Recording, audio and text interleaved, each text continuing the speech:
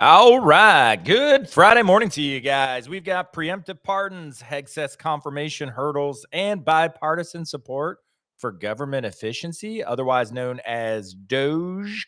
Welcome back to the show, guys. I'm happy you're here with me today on this Friday. We actually got a little bit of sunshine happening outside right now here in Ohio. It's still cold, still very, very cold. And I do want to say right out the gate, I apologize for yesterday's episode. I was literally sitting here bundled up. Like I wasn't feeling it. Maybe I probably shouldn't have done the episode, but like I was cold.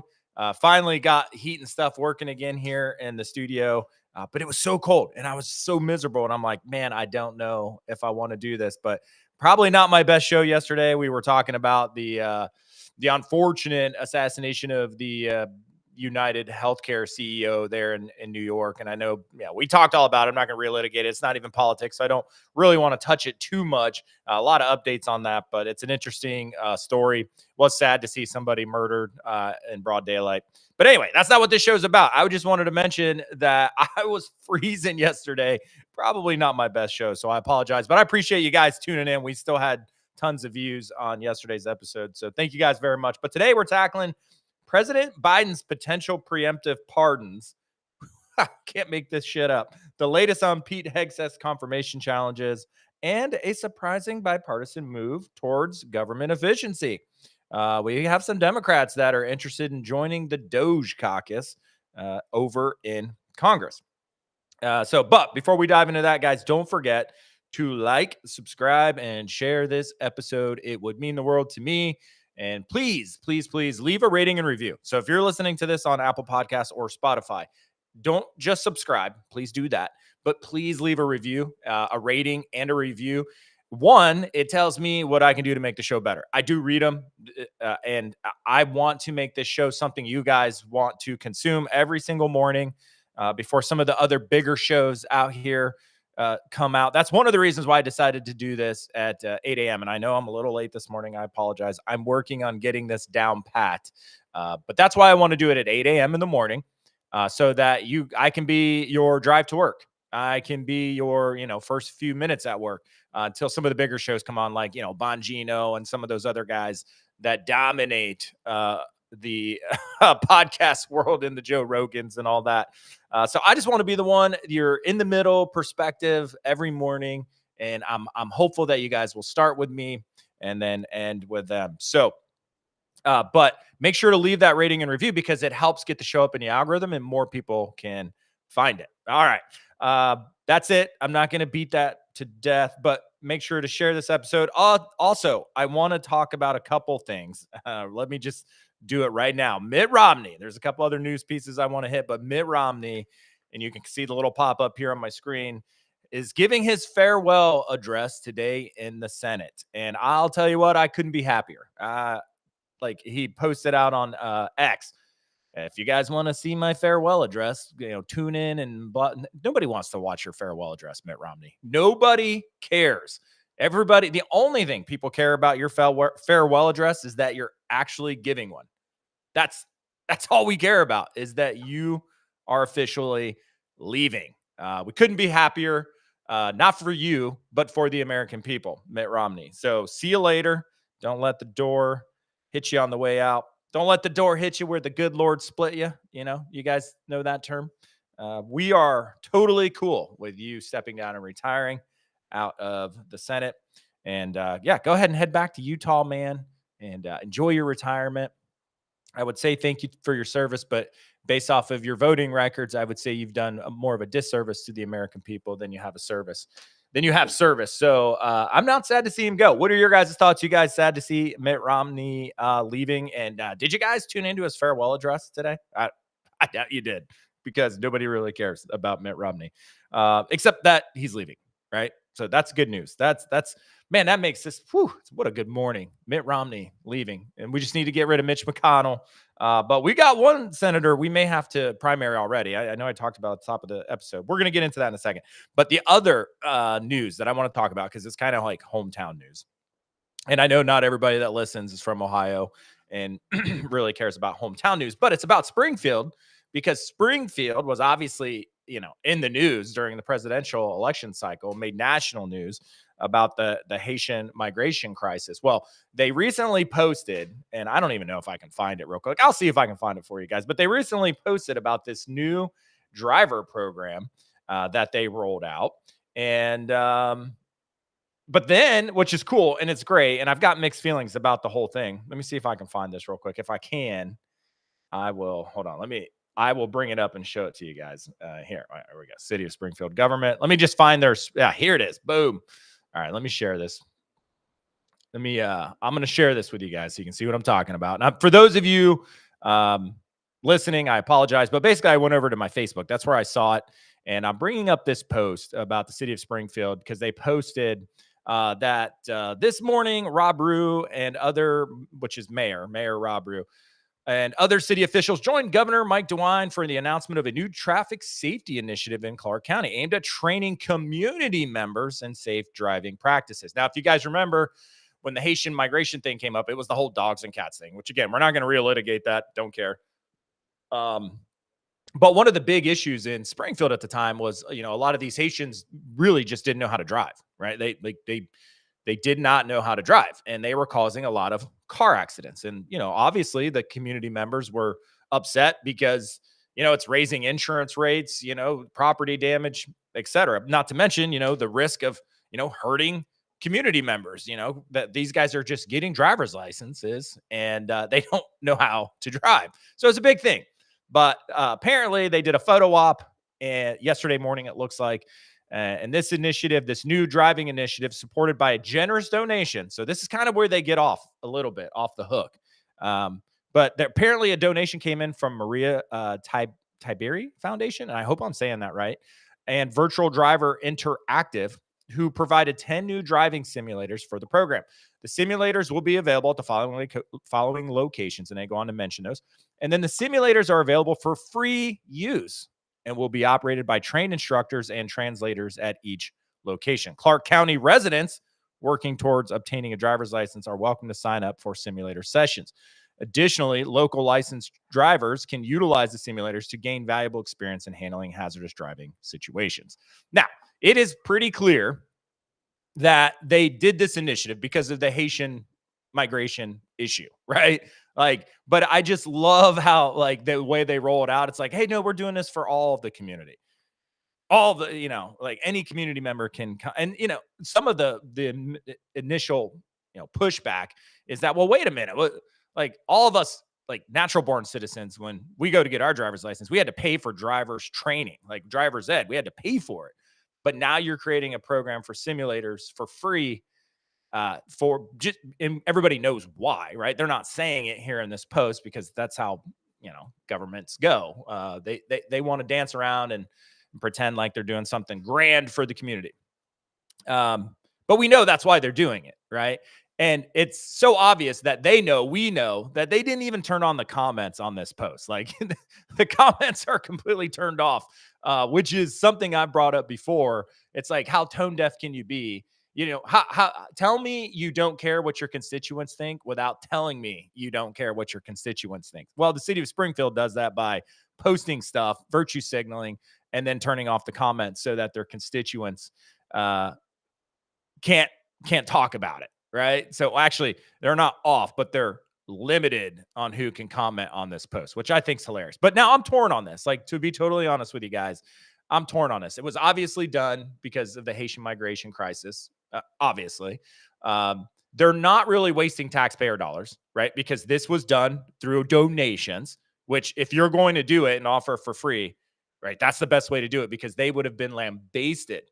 They would have been tarred and feathered had they used taxpayer money to help train all these new citizens how to drive. They just would have been. But they didn't. So kudos to them, right? They deserve pats on the back where it's deserved. And they use these donations to provide 2 or 10 driving simulators in the community to help people not wreck. So I think that is a good thing. If these people are going to be here and you're going to give them driver's license and you're going to allow them to drive cars, they should be able to do it safely. Otherwise, you're jeopardizing the safety of the other community members, right? So I think this is a good thing in the sense that they're they're actually making sure the community is more safe, and they're taking action to try to do that. So they should be commended for that, and they're using donations to do that instead of taxpayer money.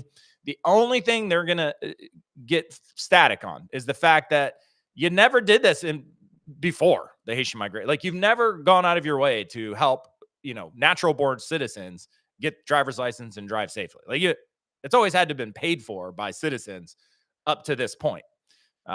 So it just looks like, okay, so as long as we have a migration crisis, then you guys will provide free services to the community. But what about before then? And then the other thing is they turned off comments because they know people are still up in arms about this migration crisis. And it'll be interesting to see. I brought it up just because I think it's a good thing, and I'm torn on this. I think it's a good thing in general that they're trying to get safe driving in Clark County. But that just shows you still how kind of tone deaf they are. The fact that, like, they turn off comments. It's like, tell me you don't care what your constituents think without telling me. Well, just turn off the comments, right? So anyway, I don't want to beat up on them because I think it's a good thing in general. They're using donations, and hey, if people are going to be there, they need to know how to drive. It's just that simple. So I think it's interesting. They don't want to really know how their citizens think, and that's why I bring it up. But hey, they're trying. It'll be interesting to see too what happens when Trump comes into office. I think, I know what he has mentioned before. I know what people have asked him for, and I think you're going to see an end to this asylum. I think day one of the first executive orders that Trump is going to sign is these asylum executive orders. They're going to be eliminated. That's going to happen. That allowed the Haitian, specifically talking about the Haitian migration, that allowed the Haitians to come into the United States by the thousands. I think you're going to see that go away. I think day one, when he swears in, he's going to eliminate those broad asylum claims. When that happens, all these people will have to have their day in court. And then more than likely, they're not going to be approved for asylum because the law will no longer support that. There won't be precedents. There won't be an executive order to allow them to stay. And I genuinely believe the vast majority of these people will be sent home, and to include the Haitians in Springfield. I think that's probably what's going to happen. I think in large parts, that's what the American people voted for. Because even though the whole dogs and cats thing ended up in the news and everybody's like, oh, they're not actually eating dogs and cats. And, it's a whole crazy story. It did bring light to the frustration that a lot of American citizens are feeling about migration and immigration, I should say, especially these, broad asylum claims where you can just, in the CBB app where people can just come in and, there's really no accountability to all of it. And so step one would be to eliminate all these asylum claims, which I think Trump's administration is going to do. Like they're no longer justified because most of them are a stretch, right? There's typically, you only allow asylum on certain issues. Mainly persecution issues, right? If people are being persecuted in their home country, they can claim asylum. That's not what's really going on in Haiti. What's going on in Haiti was more of a civil war. So I think he's going to come in and eliminate that. And I think a lot of those people are going to be sent back to Haiti, and which is probably the right thing to do at this point. It was a pretty broad stroke of asylum claims, and then look what it did. It allowed thousands more to just pour in and strain that community, which is a great community. I'm not in any way beating up on Springfield, Ohio is a gem, guys. It's like it gets a bad rap sometimes, but it's one of the nicest cities. Truly, if you go there, go there, visit the downtown, you'll see what I'm saying. Like, it is truly a gem. It's a hidden gem here in Ohio. I've always thought that way. I used to live downtown there. And I think it's a great city. It's a great community. Got a lot of great people. But we got to hold the local leaders' feet to the fire, right? They're not immune. It's not a popularity contest. I know sometimes in small towns it can feel that way, but hey, you still got to hold their feet to the fire. Anyway, let's move on to what I really wanted to talk about. Thank you for indulging me, guys, on talking about local news here. But let's start with the buzz around President Biden reportedly considering preemptive pardons for certain individuals and possibly himself before leaving office here in about a month and a half. And, following the pardon of his son, which, remember, he wasn't going to do that, right? He wasn't. We remember this. We remember this. Hold on. Let me, we remember.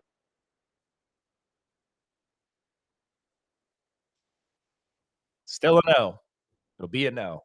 It's a no. Will he pardon his son? No. We remember that.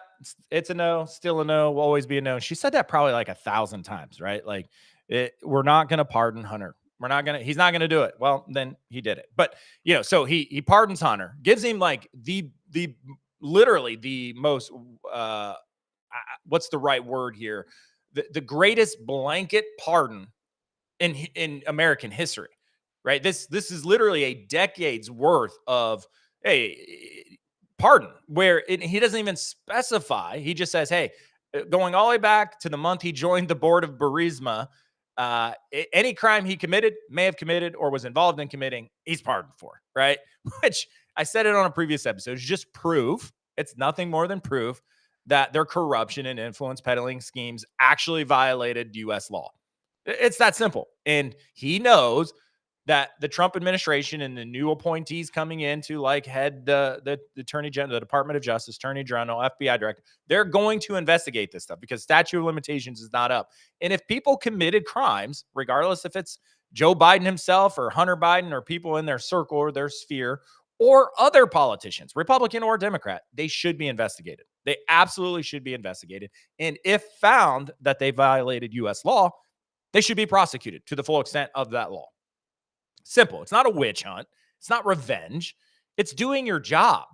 We, the American people, it can't be so obvious to the American people that most of these politicians in DC, to include Joe Biden and his family, are criminally influence peddling at the expense of the American people. We all see it, and it's so obvious to all of us.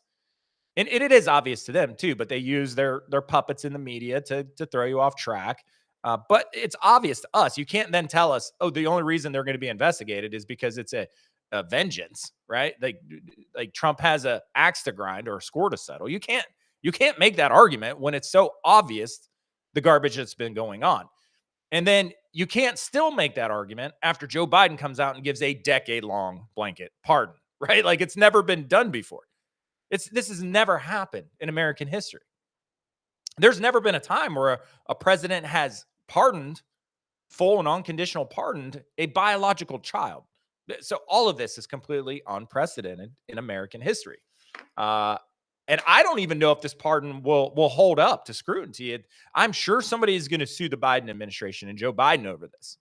I'm sure that's going to happen. And it will probably end up at the Supreme Court. I don't even know that it'll hold up scrutiny at the Supreme Court. But now they're talking like he may come out and preemptively pardon people like Anthony Fauci, Liz Cheney, Adam Schiff, people from the J6 committee like Kinzinger, whiny crybaby Kinzinger that nobody like. Here's my other question real quick. And I know I'm getting off track, but CNN, MSNBC, why do you keep bringing on crybaby whiners that nobody likes to offer commentary like Andrew McCabe, the former acting director of the FBI, giving commentary on, Kash Patel coming in as the director of the FBI. Like nobody likes Andrew McCabe. He's a whiny baby. Same with Kinzinger, Adam Kinzinger. And you guys still bring him on. Stop doing it. Anyway, so they're talking about their speculation includes those names. The speculation of these preemptive pardons include Fauci, Cheney, Liz Cheney, Adam Schiff, people on the J6 committee, that he may just preemptively pardon them. But here's the problem with the preemptive pardon. I don't want to say he won't do it because I put nothing past Joe Biden. I mean, Joe Biden is a corruptocrat who's been a corruptocrat his entire career in DC. Joe Biden has cared nothing more than he's cared about his power and prestige and his ability to climb the ladder in politics in Washington, D.C. That's all he's ever cared about. So I put nothing past him. So will he do it? Probably. Will it fly? I don't know because it's never been done before, right? Like no president has preemptively pardoned somebody without, somebody already being charged with a crime and being found guilty. It's never had, like, no president has come out and said, hey, I just pardon you for whatever, in case you committed a crime, which not only is there no precedence for it, but if we just use the logic and reasoning test, if a president were to do that, come out and preemptively charge or preemptively pardon somebody for charges that haven't been filed, crimes that haven't been identified or investigated or charges not filed, wouldn't that just kind of prove that you did something illegal? I mean, why else would you need a blanket pardon? Just logic and reasoning, right? If you've done nothing wrong, why would you need a pardon? And you can't make the argument, oh, because Trump is going to prosecute his political opponents. But Trump, this is his last term. How is he prosecuting his political opponents? He can't run again, period. Oh, well, it's revenge. How is it revenge? If these people are investigated and have been found to have committed a crime, then it's not revenge. It's literally just doing your job. It's enforcing the laws. That's it. And so I don't understand how somebody can think that a preemptive pardon proves innocence or shows innocence in any individual, regardless if it's, Fauci or Cheney or any of the names on the list I just gave you guys. I don't know how you can look at that and go, yeah, they're completely innocent. That's why they got the preemptive pardon. No, like you would only pardon somebody who's done something wrong. So I think it would set a bad precedence if he decides to do it. I think it's going to set a horrible precedence. I don't think it'll even be upheld. I think people will sue. I think individuals will sue. I think some maybe states attorney generals will sue. I think the new Department of Justice will sue. And I think the Supreme Court would overturn any preemptive pardon that is just a pardon for a period of time with no crimes mentioned in that pardon. I just don't think there's no precedence for it, but I just don't think it'll pass the smell test. I think the idea, and if you go back and read some of the Federalist Papers, the idea of a pardon was to be used in the event of, strife in America. And, even Alexander Hamilton talked about how it was, in times of, secession, treason, and rebellion, a well-placed pardon may help squash that rebellion, right? That was kind of the idea and the thought process of the president of the United States having the pardon power, right? It wasn't to just provide, so basically there's an offense. It's a definitive offense. It's very defined. Charges are filed, and the president can pardon that. I don't think there was any precedence or design or thought from the founding fathers that you could just blanket pardon people. That was actually what they were afraid of, is the tyranny and this subversion of justice that could happen if people just blanket pardon. I mean, think about it. Like, you, as president, you can entice people to commit crimes for you, right? If you can just blanket pardon anybody, you can entice people to commit crimes for you the whole time you're in office, which could literally create like a tyrannical scenario. And then before you leave office, you can pardon all of them, regardless if their crimes have been discovered yet or not. And you could just keep that going. Every president could follow that precedence moving forward. And now you've got a tyrannical executive branch that uses their minions to commit crimes because they can just pardon them for anything in case they get caught down the road by the next administration or the next, Congress coming in. Oh, well, too bad I blanket pardoned them. Well, you can't do that. That literally creates, one, it violates the separation of powers and the checks and balances. And two, you would literally create the ability for every president to become tyrannical and just, they can commit crimes because they can just blanket pardon anybody they want. And in a sense, they can still do that. I get, because I know some of you are going to say that. Well, in a sense, Justin, they could still do that because they still have the pardon power. They can pardon for specific crimes. You could entice somebody to commit a crime and then pardon them for it. You could, but if you get caught while in office, that's where the impeachment process comes in, right? Like, if you get caught enticing somebody as president of the United States to commit a crime, well, that is a high crime or misdemeanor, so you would be impeached. And what can the president not pardon for? Impeachment. It's right there in Section 2. So anyway, there's no precedence for this. So even if Biden does preemptively pardon people, I don't think it holds up. I think he gets sued. I think the Supreme Court says, yeah, you can't just blanket and pardon people for crimes that haven't been discovered yet. Like in the event these are discovered, because you're essentially admitting guilt. No, you don't need a pardon if you've never done anything wrong, right? Like, think about your own life. If you've never done anything wrong, would you call the governor of your state or the president of the United States and say, hey, bub, can I just get a blanket pardon just in case I commit a crime or have committed a crime and it comes up? No, you would, because you'd be like, well, I've never committed any crimes, so I don't really need a pardon. And for those of you making the argument, well, this is going to be a political retribution tour and Trump's just going to go after everybody that pissed him off. Well, Okay, fine. But if they haven't done anything wrong, those cases won't go anywhere at all, right? Logic says that if they've committed no crimes and they are still investigated for a made up crime that Trump is trying to persecute them for, well, it won't go anywhere because there's not evidence of the crime. So the case would crash and burn anyway, kind of like it has with Trump, right? I mean, we just saw a case study in this on what political persecution when somebody hasn't actually committed a crime looks like. We just witnessed it for the last 4 years. They did it to Donald Trump, and every one of those cases imploded, right? Because there was no evidence that he committed all these crimes that the DOJ and the Biden administration and all these other people in the media want to tell you he committed. That's why every case is getting thrown out, getting dismissed, because they were made up. They were made up, and we still have people with integrity in on benches around the country and in appellate courts that will uphold the rule of law. And if somebody is being prosecuted for no good reason, they're going to say it. Just like in New York with the appellate court there, they were like, "Hey, this is flimsy, guys. Like you may have like violated the law yourselves and committed crimes, you prosecutors. So you might want to think about like maybe not doing this." So again, no precedents. I don't know what's going to happen, but I think he's going to try to give people blanket pardons. But just know if he does, that is the admission of guilt that all these people in whatever they did committed a crime somewhere. They're aware of it. They know it because you don't need a pardon if you've never done anything wrong.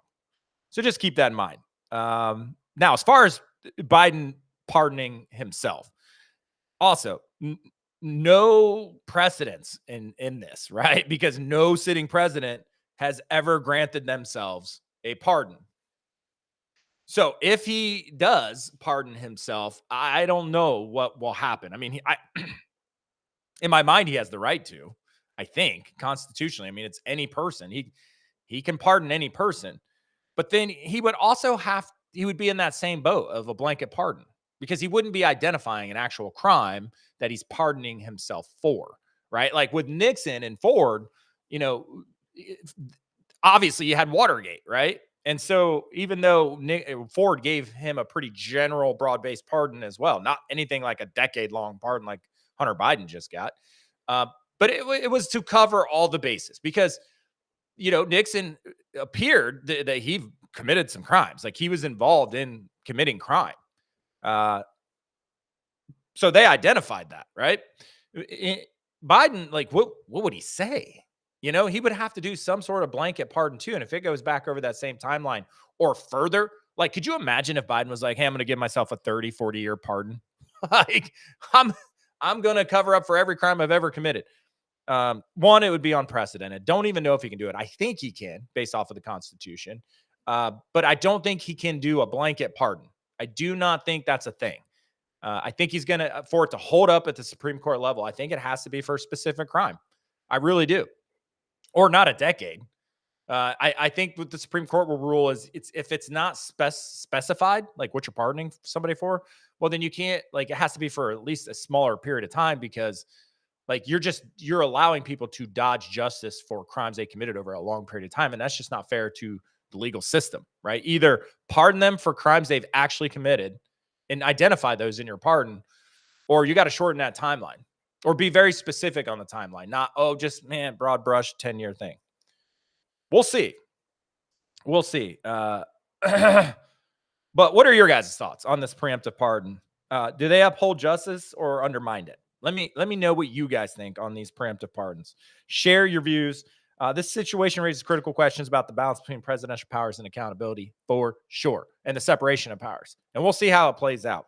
But let me know your thoughts. Hey guys, if you haven't went out and picked up a copy of We the Puppets, my newest book, you can do so over on Amazon.com. It's here it is. I'm going to show you right here. Whoop, whoop, whoop. Pick up a copy over on Amazon.com. It'll make a great Christmas gift, stocking stuffer. I promise you. It's a quick read. You can get through it in a weekend on a long flight. I wrote it with like the TikTok attention span in mind. So it's hard hitting, fast, and you can get through it very quickly. But it is thought provoking. Like, it will make you think. You will start to, I hope, think differently about the systems in America that that truly operate our country that have been hijacked and manipulated by the few at the expense of the many. So if you haven't picked up a copy of We the Puppets, the audience for the best illusion ever performed, go over to Amazon and do so today. Or you can also go to my website, justinstaten.com, if you want a signed autograph copy. And I will send it right to your door. But for those of you who've already went out and picked up a copy, I love you. I appreciate you. It means the world to me. Thank you very much. Let's get on here, though, to topic 2 for today, and that is Joni Ernst's stance on Pete Hegseth's confirmation. Guys, I think we may officially have the first senator that needs to be primaried. And I thought for sure it was going to be Lindsey Graham. Like, I was kind of hoping it was going to be Lindsey Graham, because Lindsey Graham is like the slimiest, just sleaziest, slimiest swamp creature in DC, I think. I mean, next to like Joe Biden and but he's just, gosh, he's such a sleaze bag. And I was hoping it was going to be him. And but it looks like it's going to be Senator Joni Ernst from Iowa. So hey, all you Iowa folks out there, get ready. Like, and she's up in 2027, but she has expressed reservations, stating she is not ready to vote yes on the Pete Hegseth's confirmation. Now, so the concerns being raised about Hegseth out there, the allegations of that he has committed sexual impropriety and professional misconduct, that he's an alcoholic, that he's bad with money, that his mom even hates him. It has been a smear campaign. It's like textbook Washington, D.C. smear campaign on Pete Hegseth. Why? Now, I heard this brought up on another show, so I'm going to kind of trumpet it. The reason that you're getting this smear campaign on Pete Hegseth is because of money, guys.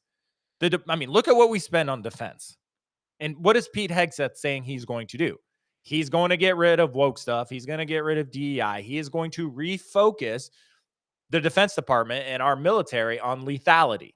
Lethality, lethality, lethality. His exact words. Like, we are going to become war fighters again. And according to some reports, we have spent close to $7 billion. That's right, with a B, on woke DEI projects within the United States military. So trust me when I say that some of this pushback is not because Pete Hegseth is such a horrible guy, which we'll talk about that here in a second, but because he is going to upset the apple cart, guys. He's going to tip over the status quo at the Defense Department. And people don't want that because they're making a lot of money on government defense contracts to spread woke ideologies throughout the government. Plain and simple. Plus, Pete Hegseth is not a forever war and stupid war type of guy. So he's not going to push for us to get involved in more conflicts around the world like the Biden administration did. They escalated Russia and Ukraine. They escalated the crap in the Middle East. Why? Why do they do that? Why do they perpetually escalate tensions around the world? So that our military industrial complex can make money, so they can create arms. And again, I'm not against, companies that make military weapons, because we need them. We got to be prepared to fight wars in case somebody wants to attack us. So, we got to have a build up. I'm all in favor of building up our military. I'm all in favor of having plenty of stockpiles of weapons ready to go and ammunition and all the stuff you would need to defend yourself as a country. But what I'm not okay with is forever wars and endless wars and constant provocations around the world simply so some companies can make some money. And that's why you're seeing this. And this is textbook, but that's why you're seeing this textbook smear campaign against Pete Hegseth over in Washington, D.C. Now, there were a few senators, and again, I brought up Lindsey Graham because initially it looked like there was about 4 Republican senators, and Lindsey Graham was one of them, that were not going to support Pete Hegseth in this confirmation process. Now it looks like Ernst is maybe one of the only ones who's threatening to not only not support him, but that she may convince other senators to also, especially female supporters, to not support him. Now, there's all kinds of allegations out about Pete Hegseth and his sexual improprieties. And there's even allegations that he sexual assault and rape And I'm only saying grape, guys, for those of you listening, because on some of the platforms that the videos get reposted to, certain words get picked up by the AI algorithms and they take down your videos. So I'm saying words that way on purpose. It's not by accident, just so you're aware. I'm actually going to enjoy a little bit of cougar right now. That's why I'm taking a pause. I won't put a pinch of coug in. And I know I get feedback from some people like, dude, it's not cool to chew on your show. Well, you know what? It's my show. And I like a little pinch of cougar in the morning with my coffee. So I'm going to put in a pinch of coug. Give me 1 second. We'll get back to Pete Hegseth. All right. All right. So let's talk about some of this sexual improprieties about Pete Hegseth. And I'm going to start here. Pete Hegseth, I don't know why I'm struggling to say his name this morning, but Pete Hegseth is a combat veteran, Bronze Star. Okay, the guy served the country. He went downrange. He went into these endless wars that our stupid politicians made us fight so that we could rebuild Iraq and Afghanistan and try to make them better places in the world, and really so that we could spend trillions of dollars, because all those government contracts, they're the ones over there trying to rebuild them, right? But, he was a war fighter. He's a decorated combat veteran.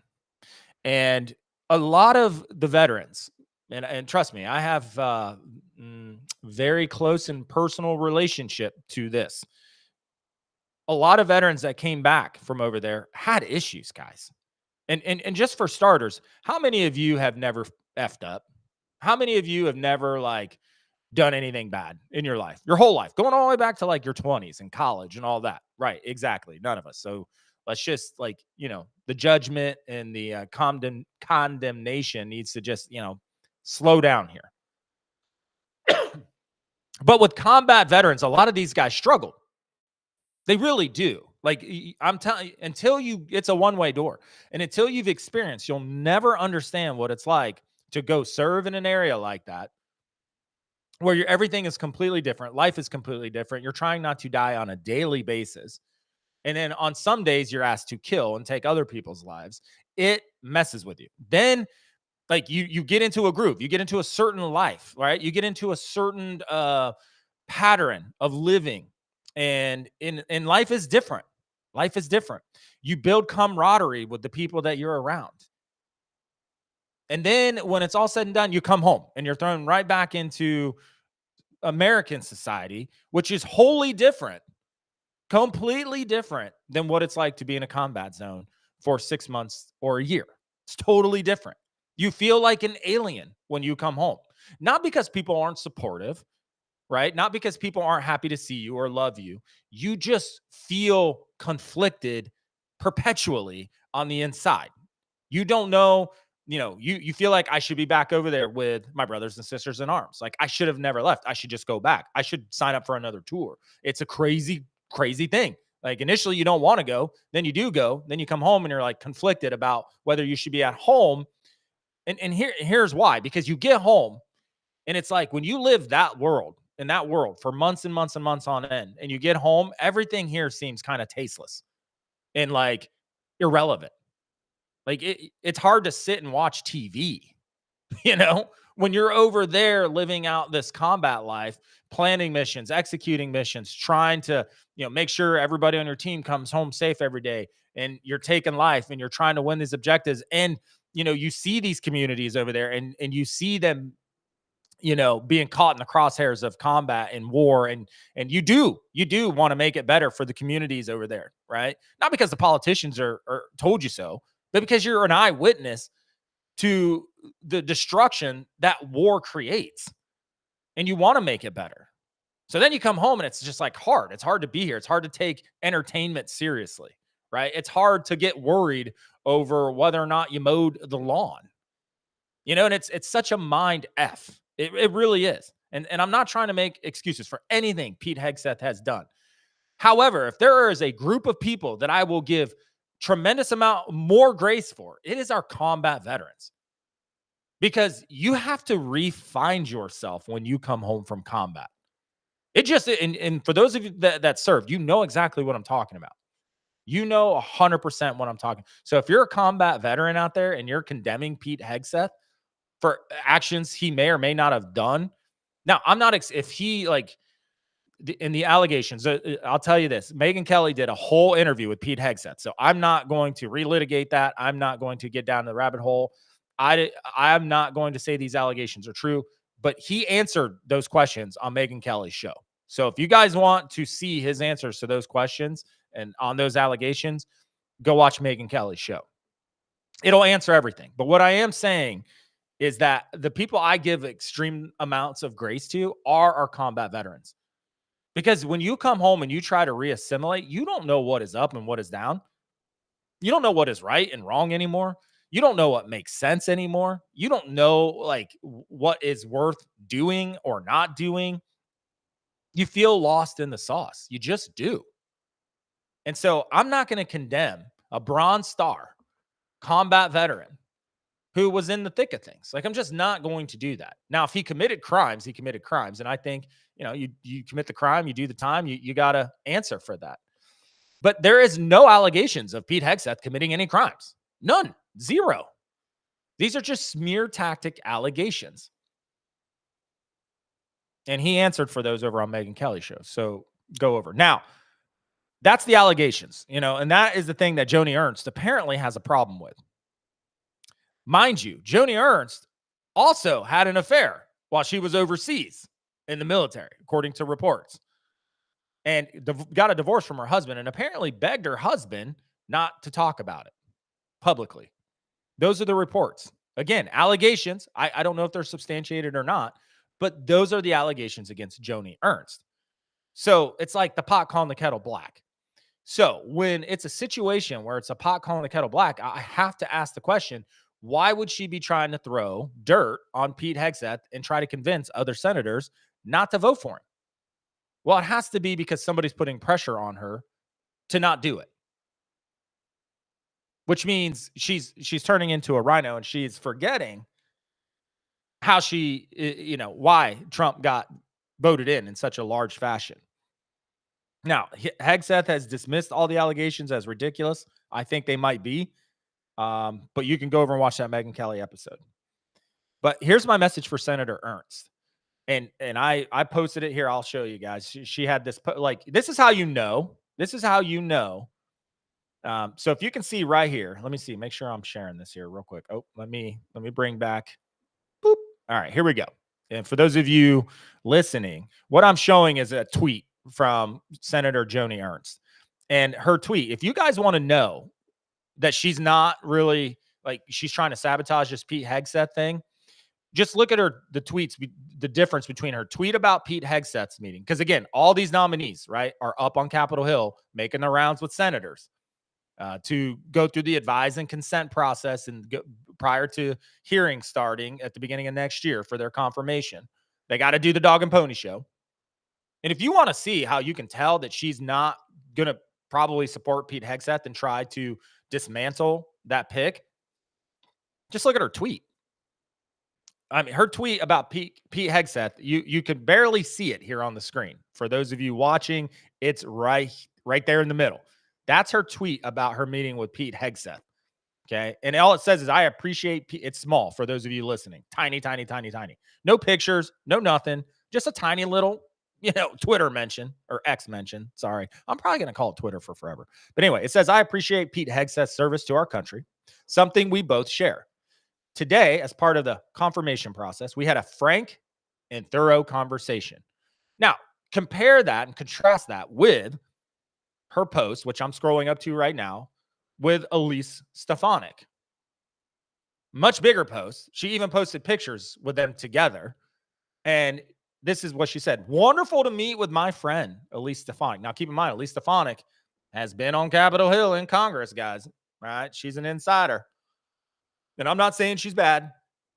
I think she's going to be a good pick because she's always seemed like people first, America first. So, but it's just eye-opening. She has been an incredible partner in countering our adversaries, strengthening our national security, and combating anti-Semitism. I know she will continue her strong record of delivering results at the UN. That is her saying, Joni Ernst, that I will confirm and vote to confirm Elise Stefanik. Now, if you go over to Joni Ernst's Twitter, You will see this over and over with some of these other nominees, but they're insider nominees.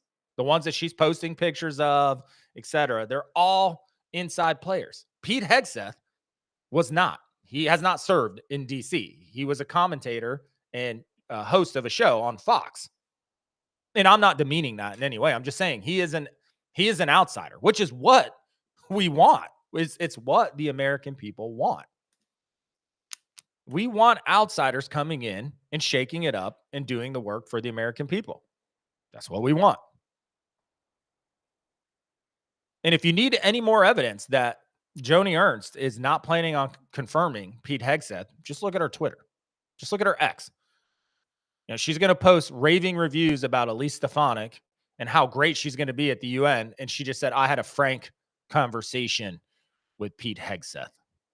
So Joni Ernst, Senator Ernst, and all my friends out in Iowa, let me just tell you that she is up for re-election in 2027. 2027, she will have a primary.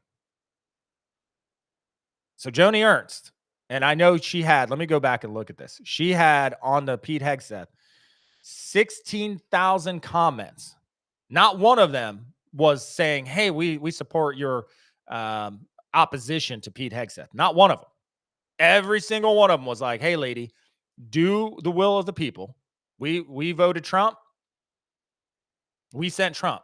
We didn't send you. We sent Trump to do this. This is his nominee. You better support it. You better support it. You supported picks in the Biden administration. You supported picks in the Biden administration, nominees. You voted yay for nominees in the Biden administration. You better support this one, because if you don't, you will be primaried. And Joni Ernst, I'm telling you, I've said this a million times. I've said this a million times on the show, and I will keep saying it for all of you politicians out there that think that this was somehow a Republican victory, especially you Republicans. Don't make that mistake of thinking that the American people are now Republican and supporting you because you have an R next to your name, because you will be primaried and you will lose. And the American people are eyes wide open right now. They're awake. If anything, these last 4 years, it woke up the sleeping giant, the American people. And you will lose. You will be primaried in 2027. And you will lose. No amount of money, no amount of campaign finance, dark money through super PACs will save you. It won't happen. So, Joni Ernst, if you would like to continue being a senator, then I would strongly encourage you to confirm Pete Hegseth. And guys, my Iowa friends, blow her up. Call her office. Get on X and put your comments on that post. On every post she makes, guys, we have to band together and scream at the top of our lungs. On every post that she posts on X, you should be going on there and saying, you better confirm Pete Hegseth. If you don't, you're going to be primaried. You're going to be primaried and you're going to lose. It's going to happen. So choose wisely and don't make the mistake. And that goes for Lindsey Graham and all these other flip-floppers that want to play both sides of the aisle because of their political contributors, because they want a virtue signal and look a certain way. Like, don't make the mistake of thinking everybody backs Republicans here, because we don't. We don't. We're supporting new, fresh ideas, new blood, new candidates, new politicians. We want outsiders in America. That's why we voted Donald Trump. Again, after you guys raked him through the mud, politically prosecuted him, we saw through all of it. While the media tried to spin their propaganda narratives, we saw through it. The sleeping giant in America is awake. And the people will keep firing you guys until you wake up. Just like the media is being fired. MSNBC, CNN's ratings are in the basement. They're so bad. So bad. Because everybody knows you're nothing but compulsive liars. You're nothing more than a propaganda arm of the establishment in the deep state. And by deep state, I mean the establishment. It's not a conspiracy theory. Deep state, all that means is the establishment in DC. All the bureaucrats, the lifelong politicians, everybody that wants to keep the status quo intact. You're not going to keep winning. You're just not. So I encourage you, Joni Ernst, confirm Pete Hegseth. It better be a yay vote. And you better get on the train here and start actually promoting it. Now, I thought Lindsey Graham was going to be on that boat because of some talks coming out of DC. But he's recently started posting on X that he is going to support Pete Hegseth, which is the right move. I mean, Lindsey Graham, we're probably going to primary Lindsey Graham no matter what because nobody can stand him, right? And we can't trust him. So he's damned if he does and damned if he don't because nobody likes him. So he's gone probably no matter what. So South Carolina, get ready because it's time to primary Lindsey Graham. But do you guys believe Senator Ernst's concerns are valid on all these allegations? And or do you think she's being a hypocrite? I think she's being a hypocrite based off of her own history and past. And how should the Senate proceed with Hegseth's nomination? Let me know. Do you think Hegseth should be nominated as defense secretary? All right, let's go on. There is actually some bipartisan support now coming out of Congress for DOGE, this Department of Government Efficiency. It's not really a department. It's more of an advisory council to the president and OMB for the budget on where should we be cutting fat out of the bureaucracies, which, all fall under the executive branch in one form or another, and are all part of the president's budget request that they submit to Congress. And so DOGE is going to come in and try to cut the fat, which I think is great. And it looks like it's starting to get some bipartisan support in Congress, which is good. It's encouraging news because several Democrats, primarily Jared Moskowitz out of Florida and Greg Lanson, even both Democrats, Greg Lanson out of Ohio has even stated that he is going to join the DOGE caucus in the House of Representatives in Congress, which is great. I think we got to cut the fat. I think the vast majority of Americans are tired of seeing our tax dollars wasted. I mean, frankly, we're tired of paying taxes at the rates that we do. But if we're going to pay taxes at this rate, which I don't think we want to, and I think we need some reforms on taxes and how we're taxed and taxation, and possibly looking at the 16th Amendment, which allowed for the federal government to tax individual citizens. Because prior to 1913, guys, that wasn't even a thing. It wasn't even a thing. The federal government could not tax individual citizens. It got most of its revenues through trade, things like tariffs. But in 1913, they added that amendment to allow the federal government to tax us, to lay taxes on the American citizens and collect them, which is where we got our federal income tax. And it's just gotten worse and worse and worse and more bloated, as you all know. So if we're going to pay the taxes at the level, and we've got to think about that and talk about that and see how are we going to reform how we're taxed in America. But as long as we're paying these damn taxes, it needs to be used efficiently and for good purposes, which it's not. And DOGE is aimed at streamlining the government operations and eliminating waste. And I will say Senator Ernst is on the DOGE bandwagon, which I think she thinks that's going to save her. Not to back up and cover that again, but if you go look at her X account, she's all about, DOGE. And I think she thinks if she really gets on board with Vivek and Elon, that she's going to gain favor and grace from the American people if she votes against Pete Hegseth. And I'm telling you, that's not going to happen. We don't care if you're on board with DOGE. If you're not going to support the nominees that we want, then you're gone. You're gone. You're going to get primaried.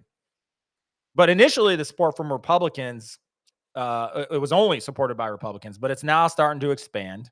The support for DOGE is starting to expand to include Democrats. And I think this shows possibly a commitment to making the government more efficient. Now, we'll see. This may not go, because the congressional representatives love to manipulate spending bills to make it seem like they're doing what's in the best interest of the American people when they're really not. So we'll see how this goes. But I think this is a good sign that they're starting to gain bipartisan support for DOGE, because this could lead to more effective governance and better allocation of our resources. The problem is going to be whether or not they can actually ensure the reforms are implemented into law, right? Because it's one thing to come in and slash budgets, right? Because And I know over the last several years, we've done these omnibus spending bills where it's like everything is lumped in together, and they do that on purpose because they can ramrod through a bunch of waste and pork and all that at the very last minute, or it's always a threat of government shutdown, and that's got to stop. But it's one thing to chop up the budget, right? It's because a budget is supposed to be decided on annually. Like, here's how much money we're going to spend, et cetera. So it's one thing to go in and slash all this fat out of, say, the next presidential budget. It's a whole nother thing to make sure that these changes are long lasting. And I think the issue we're going to run into in Congress is that it's going to be a lot of talk. It's going to be a lot of talk that how Congress is totally on board with cutting the fat, but nothing is going to be put into law to make sure that those changes remain in place. And that is what we, the American people, are going to have to keep our eyes on, right? Like, no more, we're not going to just listen to baseless talking points. We need, or mental manipulation tactics, which is what we're used to in America and which we're starting to see through, thank God. But we can't just take their word for it. And we can't just say, oh, they accomplished their mission by slashing one presidential budget or two presidential budgets. This has to be reformed into law to make sure that no matter who wins next, these reforms, these government wasteful and government spending cuts are signed into law so that this can't keep happening. That's what we have to pay attention to. We'll see. I think, and the only way, let me just back up real quick. The only way they're going to be signed into law is with bipartisan support. I truly think. Now, we could do it in this first year, the first 2 years of Trump's presidency, because we will have the House and the Senate and the White House. So if we're going to get this stuff signed into law this year, this next year, 2025, 2026, those are the years to do it. Figure out where we're cutting the waste and sign it into law to make sure that we can't go back to wasteful spending. That has to happen. I don't know. I'm cautiously optimistic that this is going to go the way that we want it to go. I don't know because Congress you're asking the very people that are incentivized by wasteful spending to sign into law reforms that cut out and prevent all wasteful spending. It's like asking Congress to vote in term limits for themselves. Right? You're asking the very people that benefit from the perks and prestige of being a congressman or woman to vote themselves limitations, right? It's like asking them to vote themselves a pay cut. They'll almost never do it. And so if they're not going to reform government spending into law by writing it into law, then guys, we only have two options, right? Two options that don't include a revolution, right? The first option is to vote all these people out in the next primary. Vote them out, get in new blood, get in new people, get in outsiders that are not career-long politicians who will come in and vote. The time to get them is as freshmen, right? Let's elect people that are all for term limits. Let's elect people that are all for reforming Congress. The very people that have taken us down this crappy road to begin with. Let's vote in people that will reform Congress, that will vote in term limits, that will outlaw insider trading in Congress, that will outlaw direct lobbying of congressional members. That's who we need to vote in. We have the power to do that. But we got to just stop voting for somebody just because they've always been there. Like this notion that we have to reelect people because they have experience is a tired excuse. It doesn't even make sense. Because they'll tell you, oh, well, if you don't send back congressional representatives that have been there, then our government won't function because you won't have the experience to function. That is a misnomer. That is a lie. There are entire staffs over at the U.S. Capitol designated to help facilitate and administrate Congress so that when new congressional members show up, they are taught how all the proceedings work, how to run sessions, etc. You don't need career-long politicians to make sure that's happening. We have an entire staff dedicated to that at the U.S. Capitol. So we have two options. We vote them out and get in new blood, or we have to band together in state convention, like hold a convention of the states, a constitutional convention of the states, because the states can also amend the US Constitution. We just have to coordinate and organize a constitutional convention of the states. That's all we got to do. And we could vote in term limits. We can outlaw insider trading in Congress. We can outlaw direct lobbying of congressmen through a convention of the states. And those are the two options we still have available. But I don't think and I think you guys can all agree, I think where we're at right now in history, in United States history, is we feel once again like we have extreme taxation without representation because our government does not represent the will of the people. There have been plenty of studies, and I write about it in my book, that show that the Congress does not vote the will of the people. They only vote the will of the people 30% of the time. The rest of the time, who are they voting for? They're voting for the institutions, for companies, corporations, themselves. They're voting their own self-interest and their buddy's self-interest and their donor's self-interest 70% of the time. That is taxation without representation. And I know you all feel it. I know we all feel it. I know we're all tired of it. And we've only got a couple options here before, you have the resurgence of a second revolution in the United States of America. Now, I'm not advocating for violence or anything. I don't want to hear it. I don't want, certain three-letter agencies knocking on my door. I'm not advocating for violence. I want to make sure I make that clear. And I'm not asking for a revolt against the United States of America. I'm not saying that.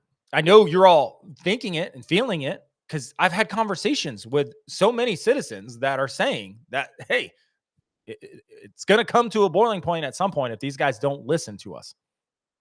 But I'm not advocating for it. I'm advocating that we vote. We use the power of our vote and vote these career-long politicians out. It's the only way we're going to get these reforms like DOGE and government wasteful spending and term limits. It's the only way we're going to get it in is if we go to the polls, if we pay attention, stay awake, and start voting it out. Like, if we can't get term limits, we can limit their terms by voting them out in the primaries. It's very, very simple process. If somebody's been in Congress for more than a decade, they need to go. And I think that should be our new battle cry. 10 and out. 10 and out. If you've been there for 10 years or more, you're gone. So that's, 2 terms as a senator puts you at 12 years. And 5 years, or 5 terms, I'm sorry, because U.S. House of Representatives every 2 years. 5 terms as a representative. So 10 and out. Like, if you've been there for a decade, you're an insider. You're an establishment person. I don't give a crap what you come on TV and say. I don't care what you say during the campaign season when you're out stumping. I don't care. You're an insider. You're an establishment pick if you've been there for more than 10 years. And the American people have to see that. And I think a lot of you do. I think a lot of you get it now and you see it. But if you want true reform, you got to vote. That's step number 1. We're going to have primaries here in 2 years, guys. 2 years. And it's going to come quick. It's going to happen. It's going to be here before we know it. And we're going to have a midterm election cycle in 2026. And that is the first test of how well the American people can band together. That is the first test. And anyone, I say, my vote, and I hope you guys will join me on this. I hope you'll join me. My vote is 10 and out. If you've been there across the board. Now, of course, you got to go a layer deep and make sure that we're voting for constitutional representatives, people who want to uphold the Constitution, that want to put America first and American citizens first. And I don't care if they have an R, a D, or an I in front of their name. I don't care. If they're America first, American citizens first, constitutional upholders, that's who we're voting for in the primaries. I mean, we can do this. As the American people, we can do this. And I think our new rallying cry and battle cry should be 10 and out. If you've been there 10 years, we know you're not winning this election because we're not voting for you. If you've been there more than 10 years, go find another job. Go do something else with your life. Go back to your communities and contribute there. Go start a business if you don't already have one. Most of them are attorneys. Go back to your community and practice law, like how it was designed to be when the founding fathers put it all together. They didn't intend for this to become a career where you just live on the backs and the dime of the American people with all your perks and prestige and all your dark money. And like, no, it wasn't designed to be that. And if these representatives have been there for 10 years or more, guys, trust me when I say that's all they care about. They don't want to lose the power, the prestige, the perks, the salaries, the dark money raising that they can still use their campaigns even when they're out of office. As long as they're for quote unquote political use, they can still use that money. They don't have to like turn that money back over to their contributors. And that's the only reason they want to stick around, guys. They don't want to give it up.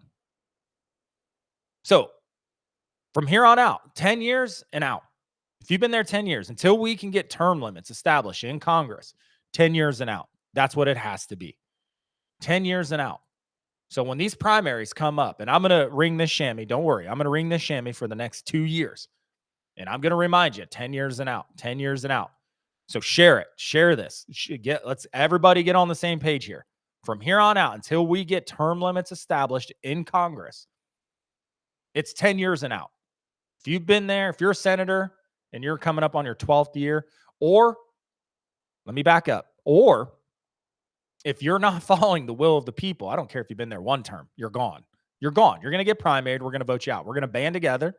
We're going to communicate, and we're going to make sure you're gone. But if you're a senator and you're coming up on your 12th, if you've been there 12 years and you're running for re-election for a third term, we're voting you out. We don't care. Like, you're gone. Because if you're not going to vote in term limits, we're going to vote you out until we get term limits established. And it's 10 years and out. If you're a House of Representatives member and you've been there 10 years, you're gone. We're just going to vote you out in the primaries. Don't care. And there is a lot of people, guys. There are a lot of people that have been there 10 years plus. So in this midterm, every U.S. House of Representative has to run. Only a third of the Senate is up at a time. So in 2 years, we're going to make a statement. If you've been there 10 years or more, we're going to vote you out in the primaries, and we're going to vote for somebody that is a constitutionalist and America first. It's that simple.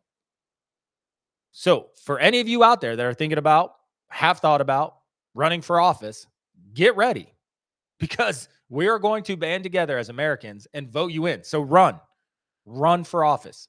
Whether you're a Republican, Democrat, or independent, run and let us know. Let the American people know. What do you stand for? Do you stand for reforming Congress? Do you want to vote in term limits? And this is our criteria. Term limits. Outlaw insider trading in Congress. Outlaw direct lobbying of congressional members. And upholding the Constitution as it was written, which means you're going to protect the First Amendment. You're going to protect the Second Amendment. You're going to make sure our law enforcement agencies are not violating our Fourth, and et cetera, on and on and on. So if you're a constitutionalist, as it's written, you're for term limits, you're for outlawing insider trading, and you're for outlawing direct lobbying of congressional members, run. I don't care right now if you are an owner of a bakery in a small town in America somewhere. Get ready to get on that ballot and tell the American people and the people in your community that that's what you stand for. And we will vote you in. I don't care if you're turning wrenches at your family's garage, your car repair garage in some small town in America. If you stand for those things, get on the ballot and run. And we will support you. We will vote you in. I don't care if you're a farmer in the fields and you're like, yep, Justin, I agree with everything you're saying. Then get on a ballot in your community and run and let the American people know. Let me know. Let me know you're going to run. And I will get the word out.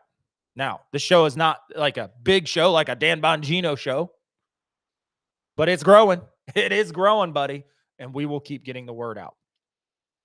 That's the only way we can do it, America. It's the only way we can do it. What are your guys' thoughts about this Doge anyway? Like, can bipartisan efforts actually lead to meaningful change? What are your guys' thoughts? Share your opinions. Let me know in the comments below. I think this development offers a glimmer of hope that we might get some bipartisan support and actually pass laws that will ensure these waste cutting measures stay in place moving forward in America.